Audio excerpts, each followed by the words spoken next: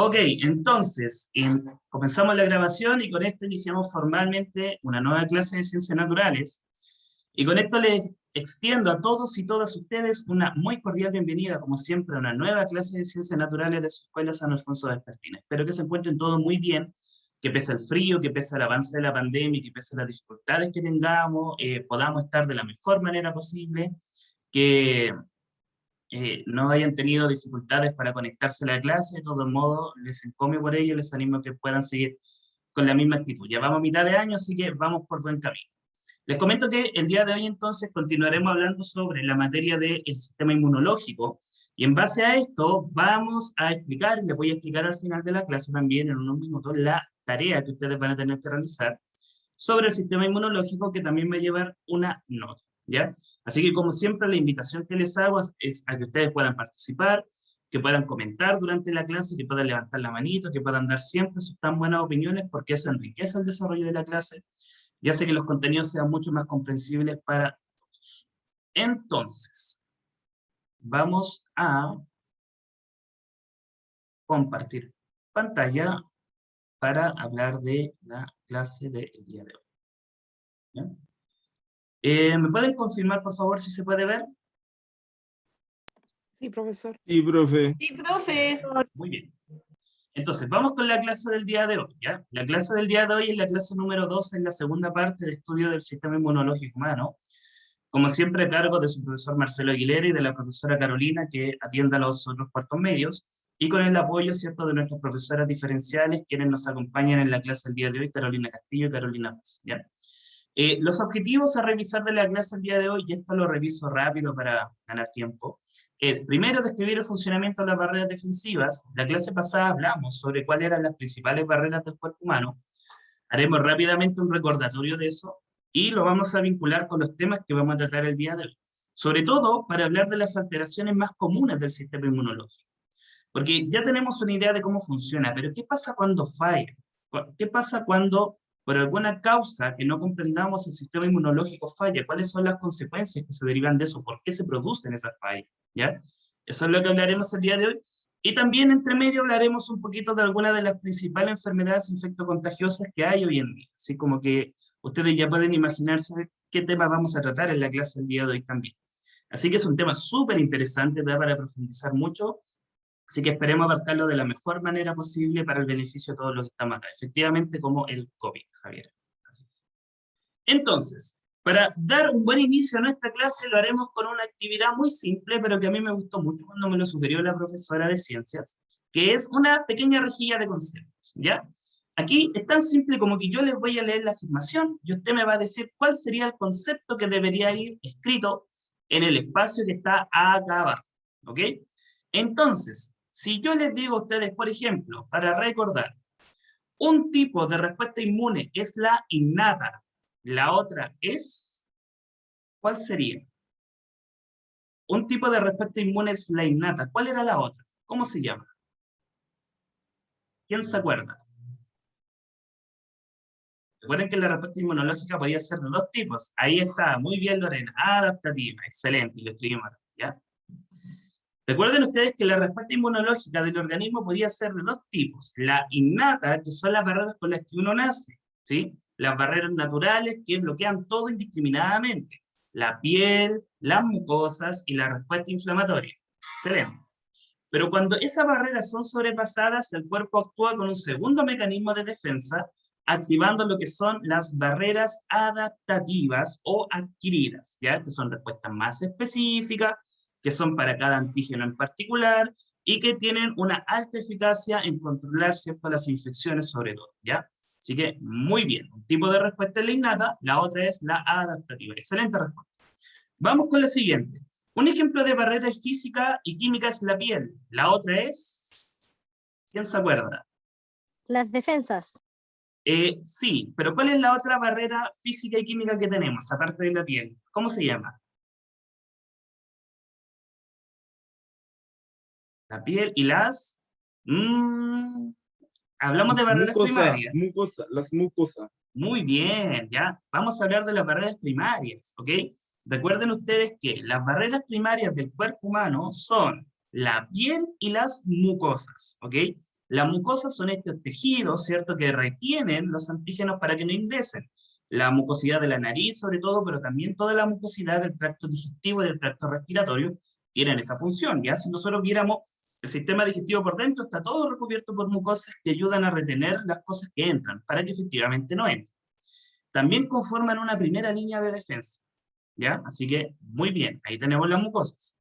Tercero, una respuesta adaptativa es pasiva, mientras que la otra es, ¿cómo se le llama al otro tipo de respuesta? Activa, excelente, Jesús, ¿ya? Muy bien, activa, ¿de acuerdo? Cuando la respuesta adaptativa es de tipo activa, puede ser de dos tipos. Uno, cuando naturalmente nos exponemos a un antígeno, o cuando nos exponemos a un antígeno y generamos anticuerpos, o dos, mediante la vacunación, ¿sí?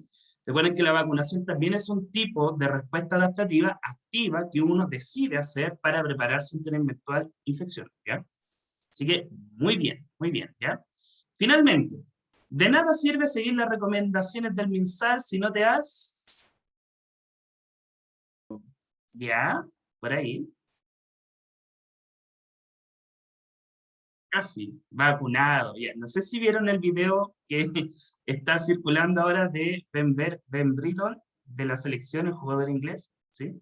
Está llamando a los jóvenes a vacunarse, al parecer ahí toda la gente se va a motivar a vacunarse, pero efectivamente, de nada sirve, chicos, que nosotros mantengamos todos los años, todos los días, todas las recomendaciones de distanciamiento social para prevenir enfermedad, si no hemos dado un paso más allá en la prevención de la enfermedad de moda que nos rodea hoy en día, que es el COVID, ¿de acuerdo? Entonces, la vacunación es súper importante como un mecanismo extra de defensa para protegernos contra esta enfermedad que ha causado bastante estragos en el mundo, ¿ya? Muy bien. Entonces yo espero que con esto más o menos se nos empiece a refrescar algunas ideas sobre la clase, sobre los conceptos que vamos a trabajar, para que nos ubiquemos en el tiempo-espacio de qué es lo que vamos a revisar en la clase del día de hoy. Entonces, la respuesta inmune puede ser innata o adaptativa, ¿de acuerdo? Dentro de la innata están las barreras primarias, como la piel y las mucosas, ¿ya? Esas son las primarias. Las secundarias era la respuesta inflamatoria mediada por las células fagocíticas. En tercer lugar, la respuesta adaptativa puede ser pasiva o activa. Y dentro de la activa nosotros encontramos la vacunación como un método de inmunización activa, ¿sí? Eso es a grandes rasgos los conceptos principales que revisamos en la clase pasada, ¿ya? Así que si alguien tiene alguna duda, me puede ir parando preguntando si no les quedó clara esta parte. Pero esto es más o menos lo que conversamos. Entonces, en la clase del día de hoy nosotros la vamos a enfocar a entender conceptos relacionados con salud y enfermedad. Se me pasaron las palabritas, ¿ya? La clase del día de hoy gira en torno a ver el rol del sistema inmunológico en esto que es la salud y la enfermedad. Y yo quiero comenzar la clase haciéndoles una pregunta a ustedes. Cuando nosotros hablamos de la palabra o el concepto de salud, ¿qué significa esa palabra? ¿O qué entendemos por salud? ¿O qué entienden ustedes por salud? ¿Qué significa esta palabra para ustedes? Salud. Biológicamente hablando, por supuesto. ¿Qué significa la salud? ¿Qué es tener salud? Por ejemplo. Estar bien, el bienestar. Muy bien. Asocia con Ausencia de enfermedad. ausencia de, ¿qué me dijo? Ya, a ver. Estar sano, bienestar físico, cuidado y bienestar de una persona, ausencia de enfermedad, Olga, muy bien, ¿ya? Que nuestro cuerpo esté bien, ¿de acuerdo? Cuidado de nuestro cuerpo, excelente su respuesta, muy equilibrio, me gusta esa palabra mental también, a veces se nos olvida que la salud es mental también, excelente. Bienestar físico y psicológico, perfecto, Lorena. Si ustedes se fijan, el concepto de salud como que de pronto empieza a ser mucho más amplio, ¿ya? Estado del organismo que no tiene lesión, dice Pamela, excelente. Cristian Castro lo relaciona con la fortaleza del organismo, ¿cierto? Sin salud mental el cuerpo está... Efectivamente, Gabriela, muy bien, muy bien. Autocuidado, me gusta esa palabra también, excelente, ¿ya? Muy bien. Como ustedes se dan cuenta, la salud a nosotros nos evoca varios conceptos, como el de estar bien, sentirse con ánimo, que todo funcione bien, ¿de acuerdo? Pero, ¿qué entendemos exactamente por salud? Porque una vez que nosotros entendamos lo que es la salud, podemos también entender lo que es una enfermedad, y lo vamos a relacionar con esto, ¿ya? Fíjense que la Organización Mundial de la Salud tiene una definición para lo que es el concepto de salud. Y ellos dicen que la salud es un estado de completo bienestar físico, mental y social. Y no solamente ausencia de afecciones o enfermedades. ¿Ok? Fíjense en lo amplio que es esta definición. La salud no solo se refiere a estar bien físicamente, sino que, como dijeron ustedes, también implica estar bien mentalmente, estar bien emocionalmente y estar bien socialmente. Porque los seres humanos somos seres biopsicosociales. O sea, tenemos una parte corporal, tenemos una parte mental y también interactuamos con un otro. Cuando todos estos factores confluyen bien, cuando tenemos buenas relaciones sociales, un organismo que funciona de manera adecuada y nuestra mente y nuestras emociones están equilibradas, se puede decir que estamos en un estado de buena salud. Exactamente. Yo creo que la palabra equilibrio confluye bien estos conceptos, Jesús, ¿ya? Ahora, cuando se cumple todo esto, podemos decir que tenemos una relativa buena salud. ¿Okay? No sé quién... Ya, ahí sí. Entonces, ahora podemos pensar en el concepto contrario. En el concepto contrario, ¿qué sería una enfermedad? ¿A quién se le ocurre? ¿Qué entendemos entonces por enfermedad? Cuando ya entendemos lo que es salud, que es en estado completo de bienestar. ¿Qué sería estar enfermo? ¿Qué sería estar enfermo? Cuando uno sabe que tiene una enfermedad. Ya no. Cuando tiene fiebre, cuando se siente mal físicamente. Bien, muy bien. Pero ojo que ahí estamos hablando de síntomas, es decir, lo que yo siento es una señal de que algo está mal, ¿ya? Claro. Cuando uno fue Muy bien, ¿ya? diagnosticado. Muy bien, efectivamente. Por ahí me hablan de virus, estar inestable, etc. Muy bien, ¿ya? Efectivamente, la respuesta sería, en el fondo, no tener salud. En un término muy simple, la enfermedad es la ausencia de salud, ¿ya? Cuando falla algún aspecto de mi condición física, mental o social, se puede decir que estoy enfermo, ¿de acuerdo? Ahora, les hago otra pregunta. ¿Se puede asociar la ocurrencia de una enfermedad con la pérdida de la homeostasis? Ya vinculándolo con lo que hemos visto. ¿Se puede asociar una enfermedad con la pérdida de la homeostasis? ¿Podemos decir que, por ejemplo, cuando falla la homeostasis es cuando me enfermo? Sí, profesor. Ya, muy bien. Y es que en un sentido lo más purista y simple posible, chicos, en términos así, pero muy básico, enfermedad es sinónimo de pérdida de homeostasis. Piénsenlo así. Cuando una persona tiene diabetes, falla la homeostasis de la glicemia. Cuando tenemos fiebre, falla la regulación de, por ejemplo, el control de alguna enfermedad, ¿ya? Y así uno puede, hasta cierto punto, asociar la enfermedad con la pérdida de algún proceso del cuerpo. Es decir, cuando este equilibrio se rompe, nos enfermamos, ¿ya? Muy bien. Entonces, eso es más o menos lo que tenemos que entender por conceptos como salud o enfermedad. Exactamente, bien, ¿sí? Muy bien. Esta pérdida de equilibrio, ya sea físico, mental o social, es una enfermedad, ¿ya? Muy bien. Ahora, ¿qué puede causar una enfermedad? ¿Cuáles son las causas de las enfermedades? ¿Por qué causa nosotros nos podemos enfermar? ¿Qué nos Por un ocasiona virus, enfermedades?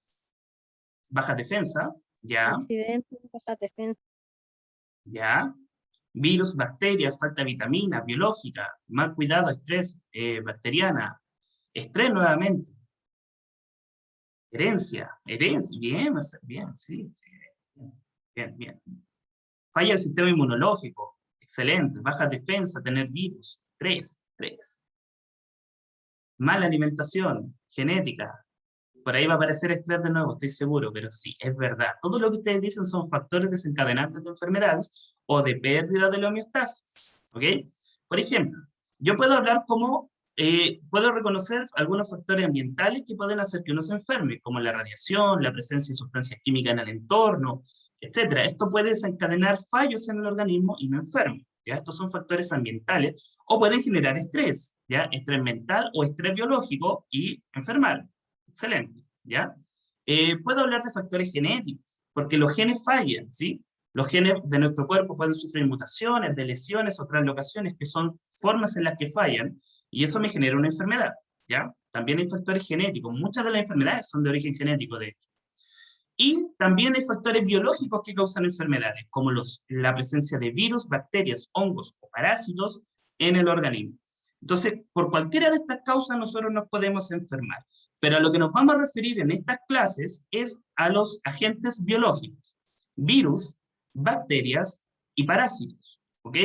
Este tipo de agentes son los más comunes que pueden causar enfermedades, diría yo, porque son los que ponen a prueba nuestro sistema inmunológico.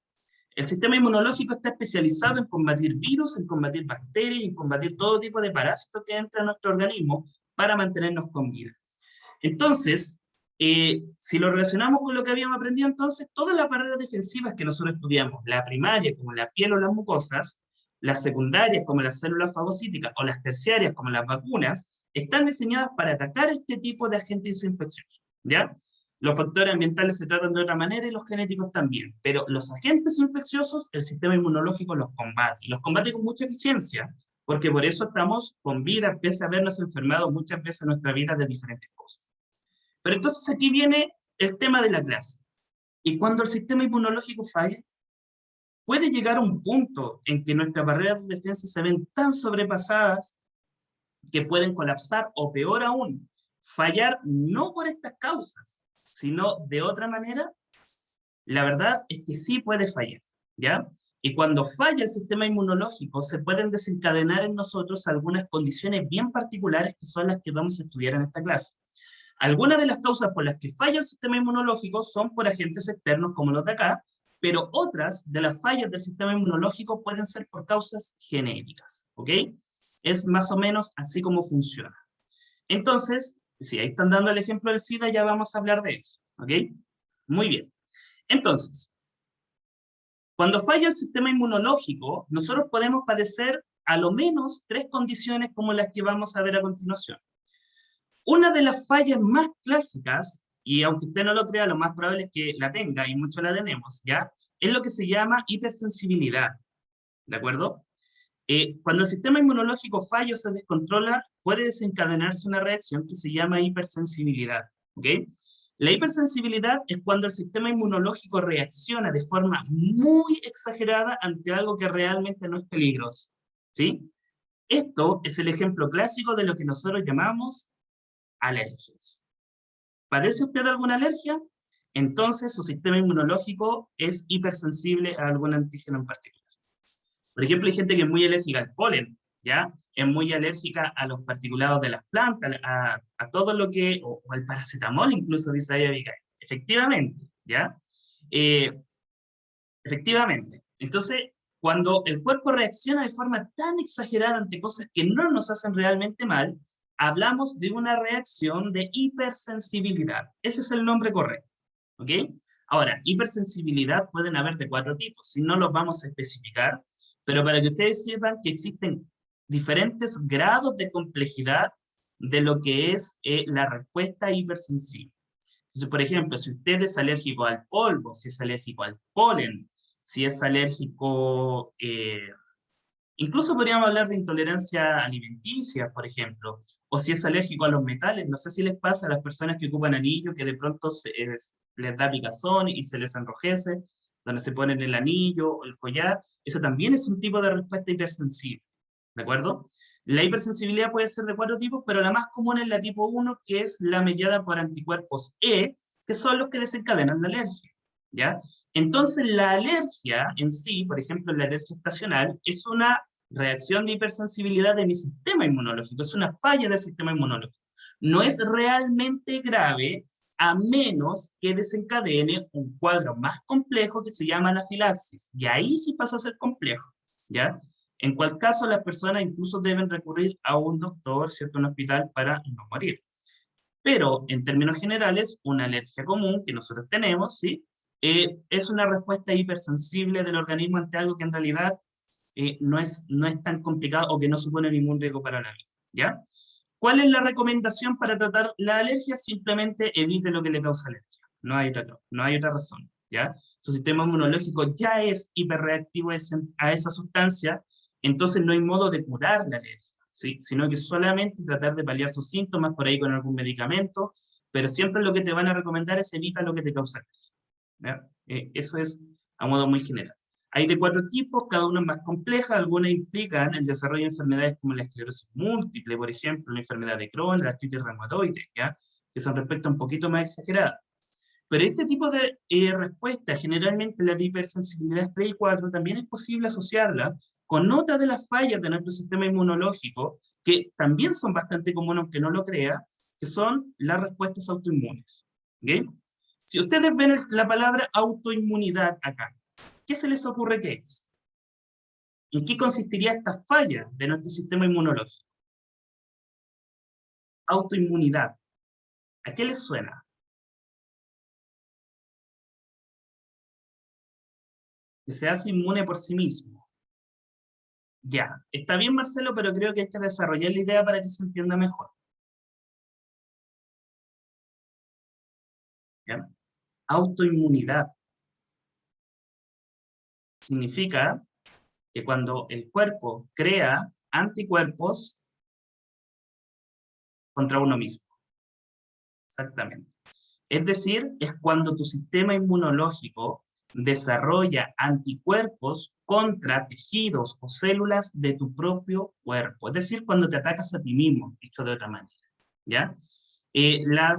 Generalmente las condiciones autoinmunológicas son súper complejas, porque estamos hablando de tu propio sistema inmunológico que reconoce algo de ti como malo y lo ataca, lo destruye y lo daña. ¿Sí?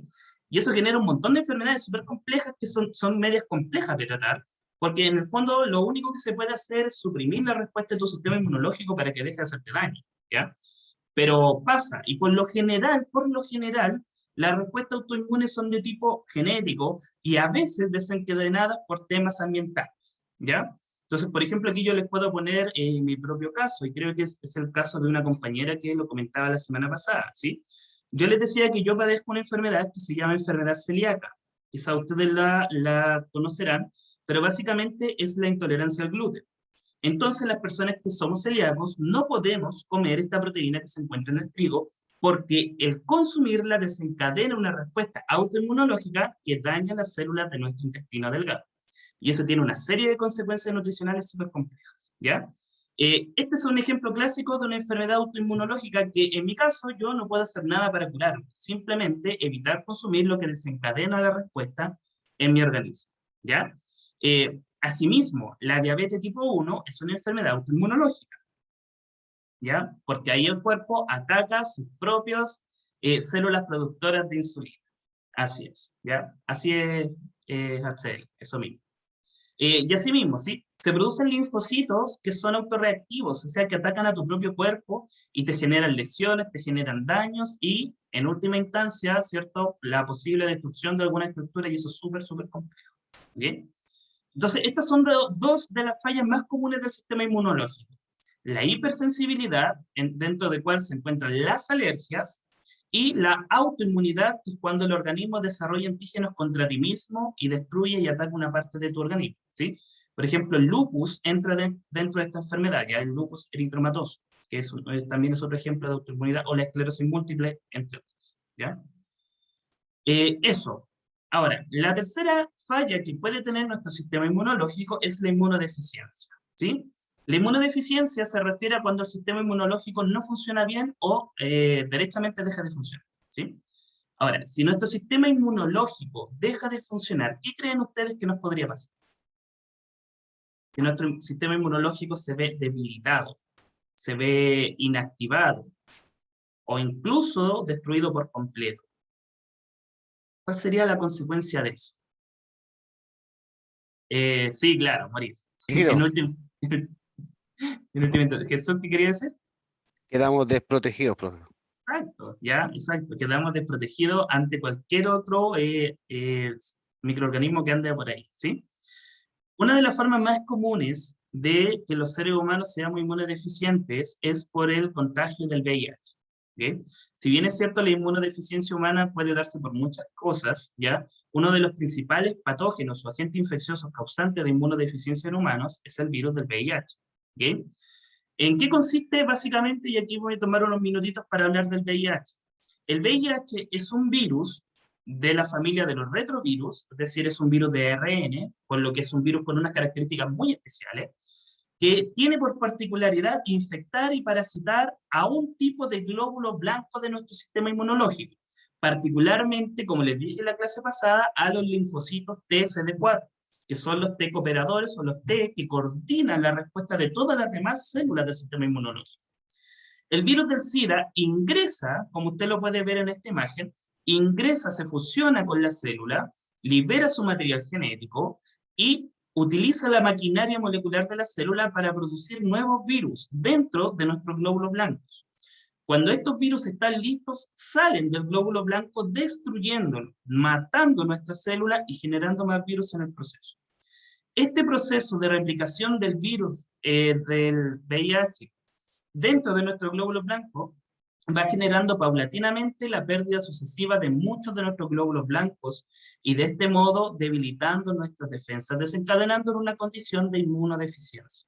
Por eso el virus se llama virus de la inmunodeficiencia humana. ¿Okay? Una persona puede ser portadora del virus sin tener SIDA, ¿ya? Y aquí quiero que se entienda bien la diferencia. Una cosa es el virus que causa la inmunodeficiencia y otra cosa muy diferente es el SIDA. ¿Por qué? Cuando la infección por VIH se prolonga mucho tiempo, cada vez nuestro nivel de glóbulos blancos empieza a caer, a caer, a caer, a caer, a caer. Cuando el nivel de glóbulos blancos está muy bajo, tu cuerpo, tu organismo empieza a experimentar una serie de síntomas que son propios de otras infecciones que te empiezan a atacar. Cuando tú experimentas todas estas características, se dice que entraste en la etapa de SIDA, ¿ya? SIDA significa síndrome de inmunodeficiencia humana adquirida, es decir, el conjunto de síntomas que tú sientes producto de una infección por VIH. ¿Sí? Dicho de otra manera, el estado de SIDA es la etapa final de la infección por VIH. Por lo tanto, una persona puede vivir con el virus muchos años de su vida y no entrar a la etapa de SIDA rápidamente. Pero una vez que llegan a la etapa de SIDA, cuando empiezan a experimentar todos estos síntomas en su cuerpo, es cuando ya la cosa se pone realmente complicada, ¿sí? Para la vida de la persona, ¿ya? Entonces quiero que se entienda bien, ¿cierto?, la diferencia que hay entre VIH y SIDA. Ahora, los que dicen que una persona puede morir por un resfriado, la verdad no es tan así, ¿de acuerdo? Si bien es cierto el virus del VIH mata tus glóbulos blancos, el virus en sí no te mata, y esto tiene que quedar súper claro, el virus no te provoca una infección mortal. Lo que te va a infectar son otras enfermedades que van a ingresar a tu cuerpo porque tú no tienes defensas, ¿ok?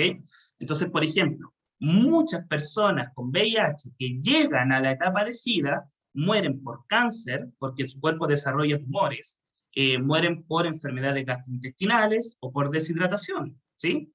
Y también por enfermedades respiratorias como la neumonía, que son las enfermedades más comunes que le cuestan la vida a las personas con VIH. Lamentablemente, como les dije, este es un virus muy particular, porque es un virus de ARN, es un virus pequeñito y muy mutagénico. No hay un tratamiento para curarse del SIDA, sino que los tratamientos que hay son tratamientos que en el fondo ralentizan la replicación del virus, hacen que todo esto sea muy lento para que las personas puedan vivir más tiempo. Es así como hoy en día una persona con VIH puede vivir más de 20 años fácilmente, llevando el virus en su organismo, tomando sus medicamentos y tener una vida relativamente normal, ¿ya? Obviamente, si descuida el tratamiento, su vida corre riesgo, ¿ya? Eso es más o menos para que sepan, ¿ya? Sí, son tratamientos más que paliativos, son para frenar lo más posible la enfermedad, pero no para eliminar el virus en sí, ¿ya? Eso, ¿ok? Entonces, el virus del SIDA, el VIH, es el principal causante de inmunodeficiencia en humanos y puede desencadenar el estado de SIDA cuando ya la infección está muy avanzada y ahí generalmente le cuesta la vida a las personas, ¿sí? Yo creo que está de más recordarlo que el virus del SIDA es un virus que se transmite principalmente por vía sexual. De hecho, es una de las principales infecciones de transmisión sexual, ¿ya?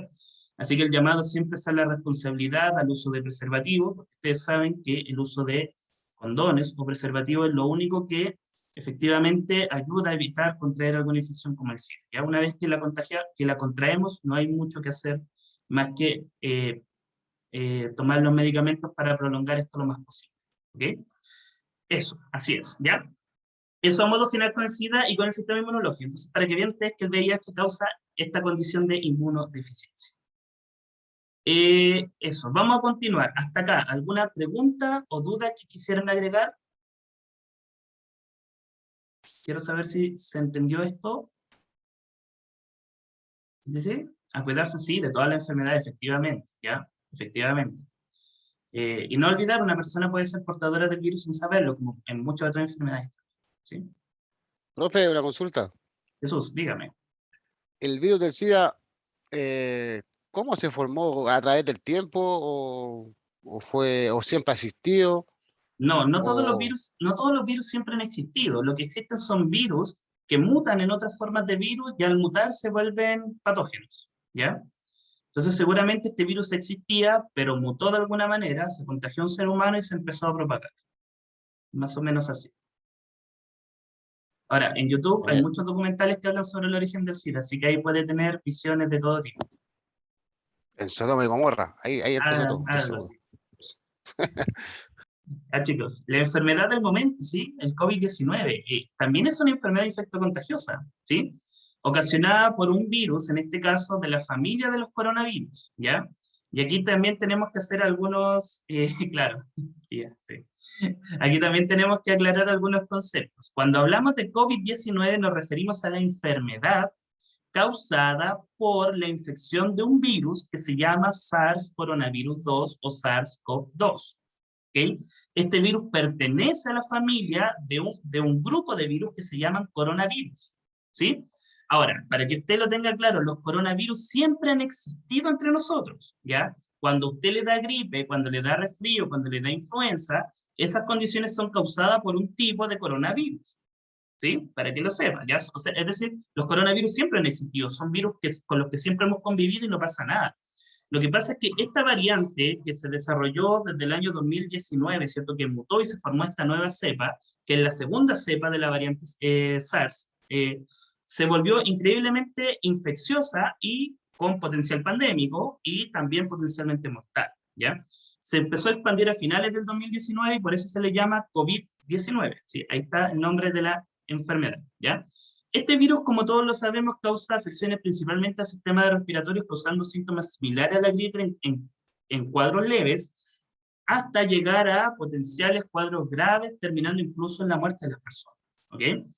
Pero lo que tenemos que saber es que este virus es un virus relativamente nuevo y como nuestro organismo no había estado expuesto anteriormente a él, no teníamos los anticuerpos y no tenemos los anticuerpos naturales para enfrentarlo. ¿Sí? Nuestro organismo no está preparado y por eso es tan complejo contagiarse de COVID, porque como tu cuerpo no está preparado, la infección puede desarrollar un cuadro potencialmente grave, ¿ya? Y basta con ver las noticias para saber que todos los días está muriendo gente por esta enfermedad, ¿sí? Aquí están descritos los síntomas para que usted los vea y empiece a hacer un check si tiene alguno de ellos como para preocuparse o no, ¿sí? De todos modos, los coronavirus siempre han existido entre nosotros. En la primera variante de este virus, que fue el SARS-CoV-1, se detectó en Asia por ahí por el 2005 y generó una pequeña pandemia, ¿sí? En ese tiempo también murió mucha gente, pero no se expandió a todo el mundo, entre otras cosas por el alcance de la globalización en esos momentos. Pero como ahora existe tanta facilidad para viajar a cualquier parte del mundo, esta nueva variante de SARS que apareció tuvo el potencial para expandirse y aquí tenemos los resultados, ¿sí? Hoy en día nos enfrentamos a varias variantes dentro de esta nueva cepa que están causando estragos en la población, porque cuando ya estamos desarrollando anticuerpos para un tipo, aparece una nueva variante más contagiosa y el ciclo se vuelve a repetir. Y por eso es tan complejo combatir este tipo de enfermedades, ¿de acuerdo? Sí, yo así. Existía realmente porque todos mueren de COVID, ya no existe otra enfermedad. Yo creo que los que reportan son los casos muertos de COVID, ¿ya? ¿Existen varias cepas? Sí, existen varias cepas. Cuando pasa el tiempo, nuestros cuerpos se adaptan, sí, pero siempre y cuando estemos expuestos, ¿ya? En la medida que nosotros nos expongamos al antígeno, al virus, desarrollaremos anticuerpos contra él. Más o menos así, ¿sí? 2002, Valentina, ya. Gracias por la aclaración. En el 2002 la primera entonces infección por SARS, ¿ya? Entonces, esta es una imagen del virus, el virus se llama así, y el COVID-19 es el nombre de la enfermedad, ¿sí? De más está decir entonces que para prevenir una infección por SARS-CoV-2 debemos seguir todas las recomendaciones que nos dan. Se ha demostrado que el virus se puede contagiar de persona a persona cuando hay un contacto cercano, ¿sí? Por eso, el uso de la mascarilla pasa a ser obligatorio, porque este virus pasa por las pequeñas gotículas que nosotros expulsamos cuando hablamos, que son respiradas por otra persona, y eso le puede ocasionar a ella una infección por este virus, ¿de acuerdo? Uso de la mascarilla, lavado de manos frecuente. Por favor, recuerden que el lavado de manos no es meter las manos en la agüita y nada más. Lavado de mano intenso, ¿ya? Para eliminar posibles virus que hayan quedado en las manos. Recuerden que el virus ingresa al organismo a través de cualquier vía mucosa. Puede ingresar por tus ojos, por tu nariz, por tu boca, ¿sí? No solo por la nariz o no solo por la boca. Así que la mascarilla debe cubrir toda la cara, entre otras cosas. Si usted está enfermo de COVID o tiene alguno de estos síntomas, vaya a hacerse un examen de PCR. Hágase un examen, no se quede pensando, sí, puede ser un resfriado, se me va a pasar. Puede ser COVID, ¿de acuerdo? Y usted a lo mejor no desarrolla un cuadro grave, pero sí puede contagiar a una persona y que desarrolle un cuadro más grave. Entonces, el llamado aquí es a la responsabilidad. La única forma de frenar una pandemia es, en primera instancia, aislar a las personas que están enfermas. Y si usted está enfermo, o tiene síntomas, o está con un resultado positivo, aíslese del resto para evitar que esto se siga propagando, o si no, vamos a tener virus para mucho tiempo más, ¿ya? En la antigüedad, cuando no existían las medidas sanitarias de ahora, las pandemias duraban 5 años o más, ¿ya? Así que si no queremos estar 3 años más con COVID, pongamos todo de nuestra parte para empezar a frenar esto. ¿Cómo nos han hecho una cura si se supone que es solo el lavado de manos? Simplemente porque estamos hablando de un virus y no de una bacteria. Y voy a explicar la diferencia un poquito más adelante, ¿ya? Pero como es un virus, no sirve de nada los antibióticos, no sirven de nada los medicamentos, no.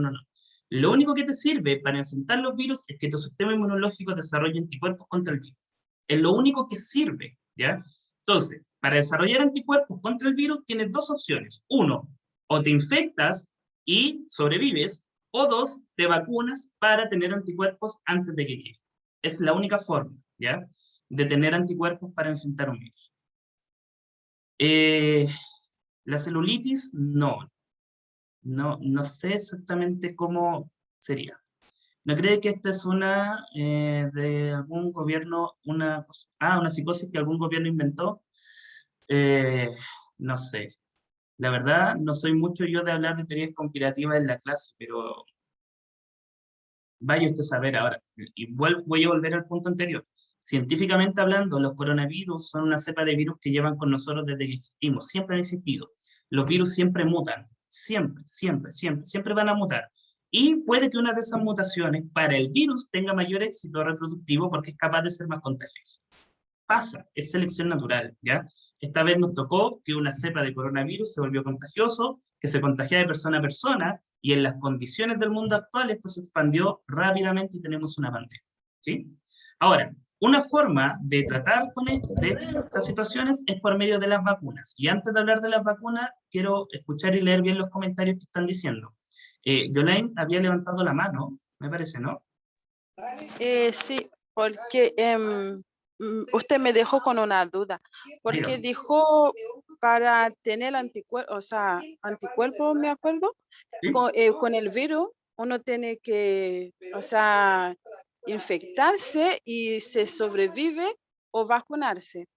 La duda que tengo, si, por ejemplo, si una persona tuvo el COVID, ¿Ya? si se sane después, le da normalmente, ¿cómo se llama? Le da de nuevo, ¿cierto? Sí. Y esa persona, ¿en cuánto porcentaje tiene para sobrevivir o para morir del virus? Mire, siempre la tasa de letalidad del COVID-19 es cercana al 3%, ¿ya? Es decir, esto es como es probabilidad, cada vez que te infectas tienes un 3% de probabilidad de desarrollar un cuadro mortal, siempre, o sea, da igual. Ahora, si tú sobrevives a la infección, no solo por COVID, por cualquier enfermedad, tu cuerpo va a guardar anticuerpos para eso, como vimos en la clase pasada, ¿sí? Se generan células de memoria y tal. El tema es acá que cuando tú te expones a un antígeno, tú desarrollas anticuerpos, y esos anticuerpos te ayudan para combatir infecciones futuras. Si tú nunca te expones al antígeno, no tienes anticuerpos ante ese antígeno, que es lo que quizás nos ha pasado a muchos que no nos ha dado COVID, que no tenemos anticuerpos naturales, ¿ya? Entonces, si mi cuerpo no ha desarrollado anticuerpos naturales porque no me he expuesto al antígeno, la otra solución es adquirir esos anticuerpos por vía artificial. Y ahí es donde entran en juego las vacunas. ¿Se fijan? Es decir, la vacuna es una forma de anticiparse a una infección, ¿sí? ¿Y en qué consiste exactamente la vacuna? Como ustedes saben, la vacuna, ¿cierto?, es cuando a ti te inyectan un líquido que contiene un preparado biológico que ayuda a que tu cuerpo desarrolle anticuerpos ante una potencial, ¿cierto?, virus o bacteria, ¿ya? En el caso particular, por ejemplo, de la vacuna del COVID, existen varios tipos de vacunas, pero lo que se busca es que tu cuerpo genere anticuerpos para que, si en algún momento llega a ingresar el virus SARS-CoV-2 a tu organismo, tú ya tengas los anticuerpos para frenarlo de antes y no desarrolles una infección grave, ¿sí? O derechamente no desarrolle ninguna sintomatología, ¿ya? Las vacunas funcionan de una manera muy simple, chicos. Lo que a ti te inoculan es un líquido que contiene el antígeno en particular contra el cual buscas desarrollar anticuerpos, ¿sí? Entonces, por ejemplo, acá lo que nosotros nos van a inyectar son algunas de las partículas del virus o derechamente el virus, pero ya inactivado, así que no te puede enfermar. Entonces, cuando ese antígeno ingresa a tu sistema, a tu organismo, tu sistema inmunológico va a reaccionar y va a generar anticuerpos que van a quedar ahí guardaditos, ¿ya? Entonces, si en algún momento el antígeno llega a ingresar de forma real a tu cuerpo, ya tienes los antígenos para parar, ¿sí? Las vacunas básicamente tienen muchos componentes, pero lo importante es que contienen un buen porcentaje del antígeno, ¿sí? Hay estabilizadores, contienen antibióticos en caso de una potencial infección, algún conservante y otros componentes que potencian la acción del antígeno, o sea, de tu sistema inmunológico, ¿ya? Dato adicional, acá no hay ningún chip 5G, para que ustedes sepan que las vacunas no nos van a poner chips, sino que solamente nos van a poner, ¿cierto?, sustancias biológicas que van a ayudar a que el cuerpo desarrolle la inmunidad, ¿ya? Ahora, las vacunas pueden ser de muchos tipos, pero básicamente lo que a ti te inyectan en una vacuna puede ser el virus atenuado, o sea, que no funciona del todo, el virus inactivado o muerto, ¿sí? Partes del virus, que son las que generan la infección, las sustancias tóxicas que tiene el virus para que tu cuerpo reaccione y genere anticuerpos, o lo que es más moderno, que es, por ejemplo, el caso de la vacuna Pfizer, que te inyectan material genético del virus, ¿okay? Y ante ese material genético, tu cuerpo genera partículas virales ante las cuales reacciona produciendo anticuerpos, ¿ya? Es decir, existen varios tipos, pero todos buscan exactamente el mismo objetivo, que es estimular tu sistema inmunológico para producir anticuerpos ante ese antígeno particular.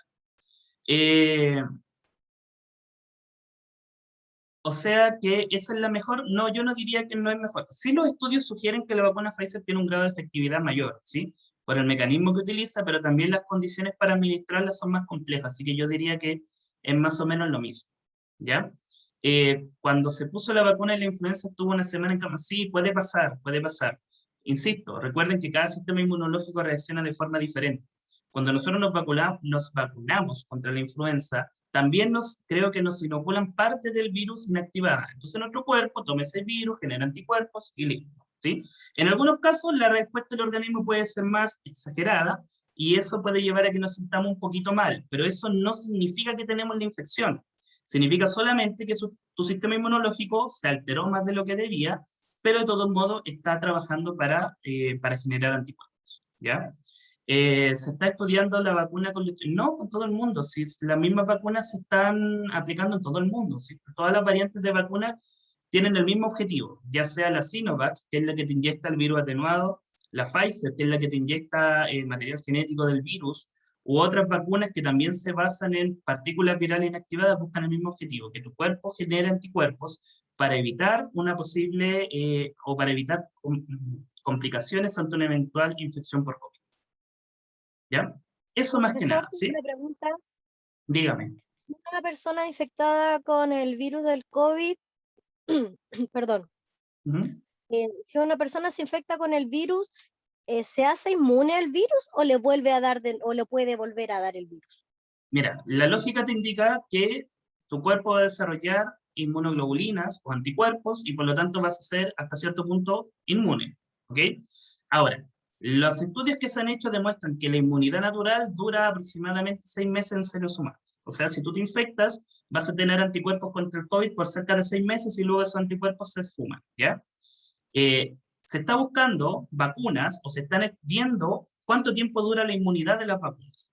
De ser así, si las vacunas duran mucho más que la inmunidad natural de tu cuerpo, lo recomendable va a ser vacunarse prácticamente todos los años, ¿sí? Como ya se está esbozando por ahí. Hasta ahora, los estudios de las vacunas más comunes, que son la Sinovac y la Pfizer, han demostrado tener una capacidad de inmunización bastante más prolongada. No se sabe por cuánto tiempo, ¿sí? Pero al parecer son más de esos meses de la inmunidad natural del cuerpo. Así que al parecer van teniendo efecto, aunque faltan más estudios para corroborar esos datos. ¿Ya? Profe, duda. ¿Sí? Por ejemplo, lo que dije la compañera, usted dijo son 6 meses, ¿sí? Pero tenemos un ejemplo claro, el Manuel Rosondón tenía coronavirus 2 veces. Yo no piense que él lo tenía en un lapso de más de 6 meses, él lo tuvo en menos de 6 meses. ¿Por qué pasó eso?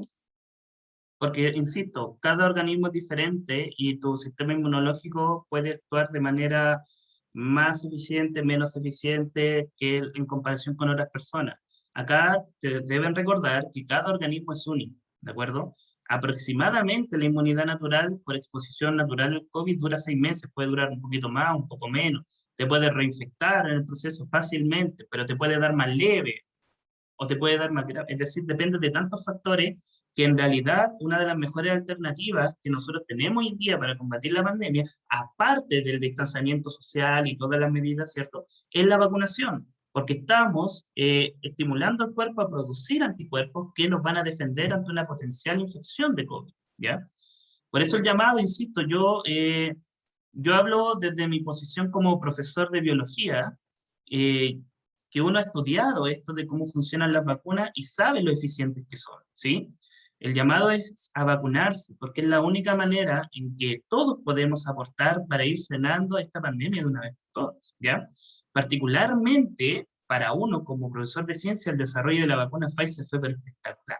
Es decir, fue el culmine de una serie de investigaciones en el tratamiento del ARN mensajero viral que culminaron el desarrollo de una vacuna fantástica. O sea, biológicamente es espectacular lo que se hizo para hacer esa vacuna, ¿de acuerdo?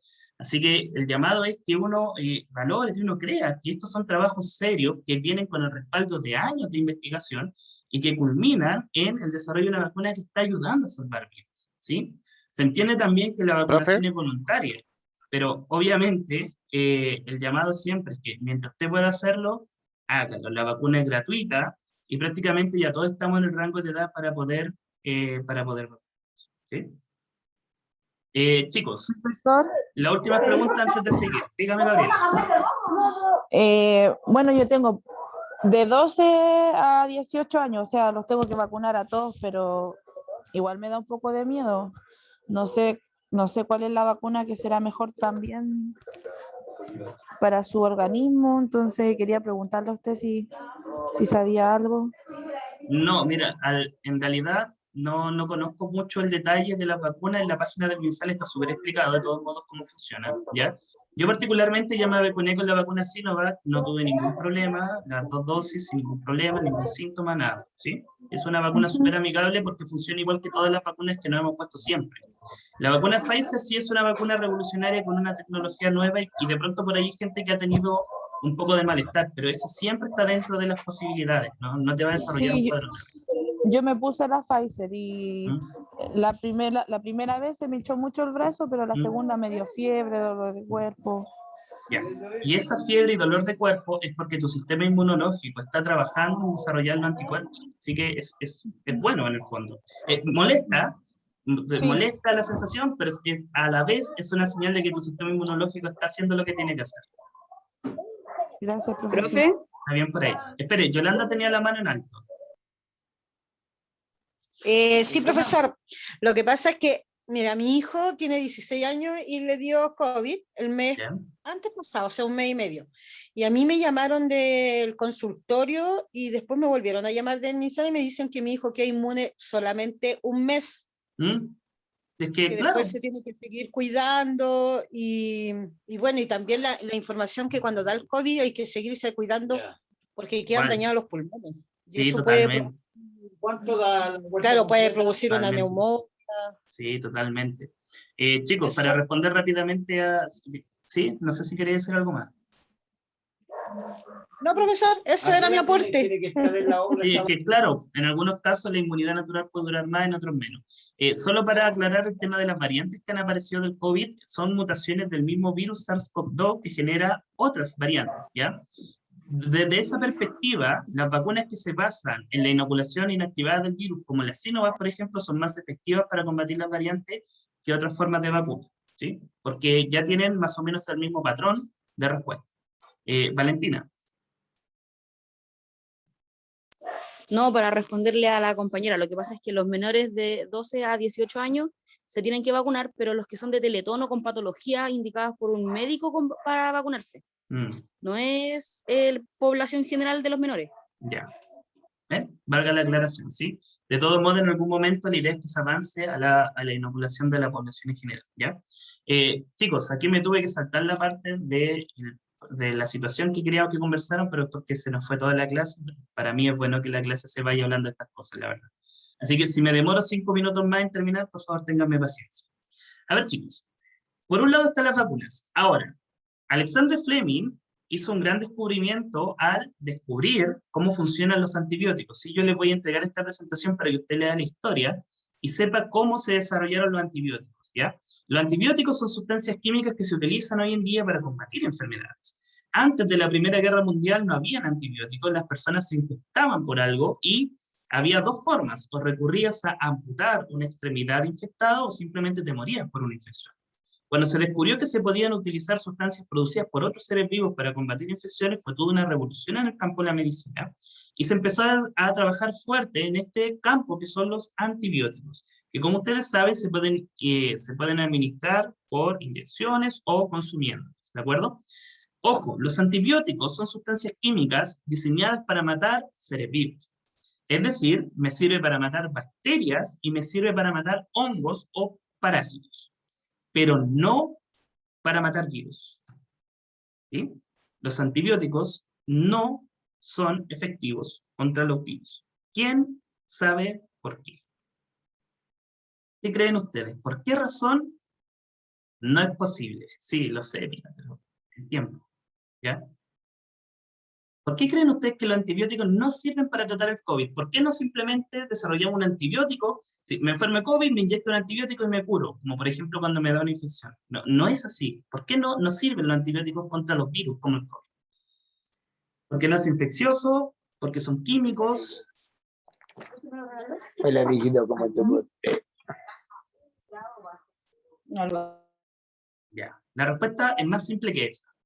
Porque los virus no son seres vivos. ¿Sí?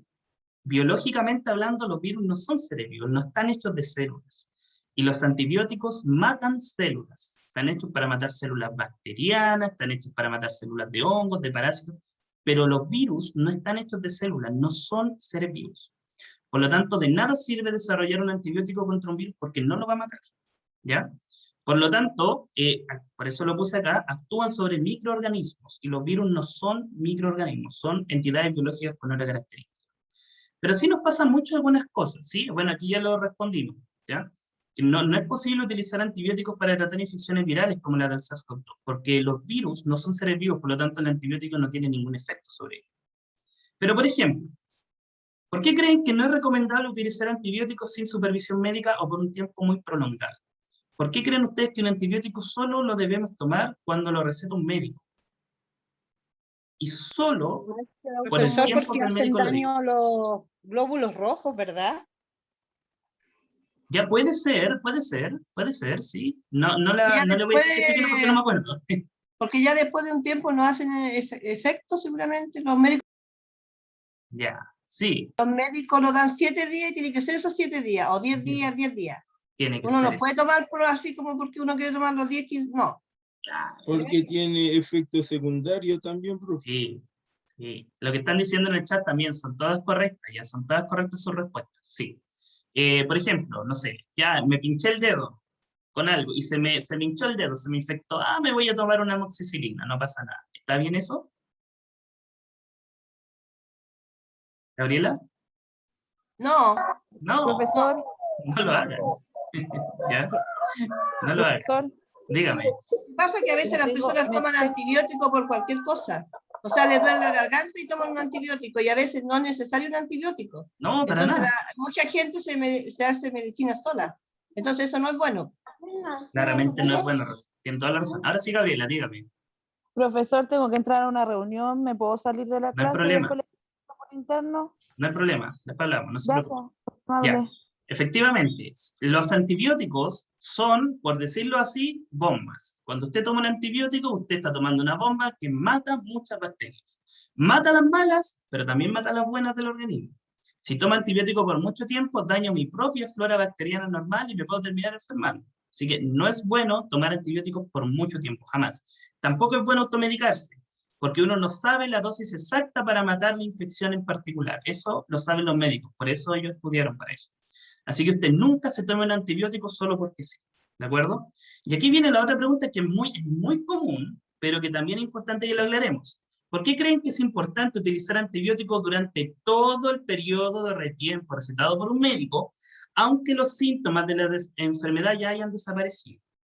Por ejemplo, usted se infectó, tiene una infección estomacal, el médico le dice antibióticos por 7 días. Yo me lo tomo 2 días, me siento súper bien, se fue la infección y dejo de tomar el antibiótico. ¿Está bien? Pero después le va a volver la infección de nuevo porque no se tomó el antibiótico como corresponde. Cuando el médico dice 7 días, son 7 días. Aunque uno se sienta mejor. Lo mismo le pasa a las mamás con los niños, por ejemplo, que están con bronquitis, y el médico le dice, no sé, 7 días, y la mamá al 2, 3 días dice, no, ya se le pasó, no se lo doy más. Gran error.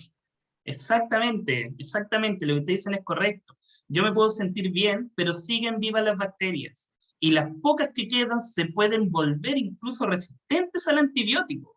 Y eso es más peligroso todavía, porque me vuelve la infección y el mismo medicamento ya no me sirve. ¿Ya? Así que no, si a usted le llega a pasar esto y el médico le dice 7 días, usted se toma sagradamente el antibiótico los 7 días, porque ahí se asegura de matar hasta la última bacteria que quedó y curarse, ¿de acuerdo? No importa que al segundo día se sienta bien, ¿ya? No importa.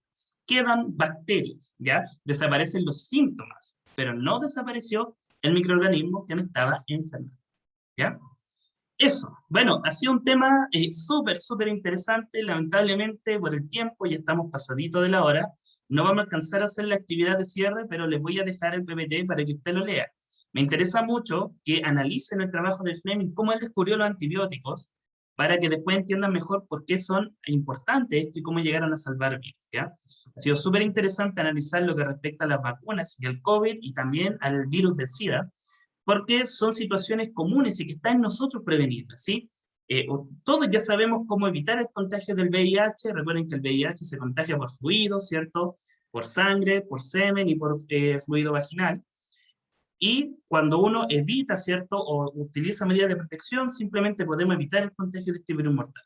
Asimismo, en el caso del COVID, ¿ya? Mantener el distanciamiento físico, utilizar mascarilla, lavarnos las manos frecuentemente con jabón, ¿sí? No tocar superficie, recordar que se contagia de persona a persona manteniendo cierta distancia por el habla. Ocupe la mascarilla tapándose bien, no solo la boca, ¿ya? El virus entra por cualquier vía mucosa del cuerpo, sea ojos, por las lágrimas, ¿cierto? La mucosa nasal o por la boca, ¿ya? En fin, de más está decir también animarlos a vacunarse porque es la forma en como todos vamos a contribuir a detener esta pandemia de una vez por todas, ¿ya? Y con esto entonces estamos terminando la parte del contenido de la clase, agradeciéndole a todos y todas por su excelente participación, por los buenos comentarios. El día de hoy se pasaron para comentar en el chat cosas muy interesantes. Lamentablemente no alcancé a leerlas todas mientras voy dando la clase, pero el llamado es a el cuidado y a la prevención de enfermedades. Les voy a pedir que no se retiren el día de hoy porque les tengo que explicar cuál es la tarea que viene para la próxima semana, ¿ya? Así que por favor, regálenme 5 minutos de su tiempo, que la tarea se la voy a dar ahora, ¿ya? Antes de cualquier cosa, ¿Algún comentario, consulta, duda? Sí, ¿Duda profesor, adicional? ya se retiraron, éramos 64. Sí. Y vamos en 58. Sí, pero solo una estuvo autorizada, que fue Gabriel. Sí, ¿ya? Así que avisó. Ahí tenemos personas Yo no me he retirado, profe. Así lo veo. Yo tampoco. Ya. Vamos a terminar vamos a terminar de grabar para que quiera destacar la clase y ahora les voy a explicar las tareas. Lo sé, Gary.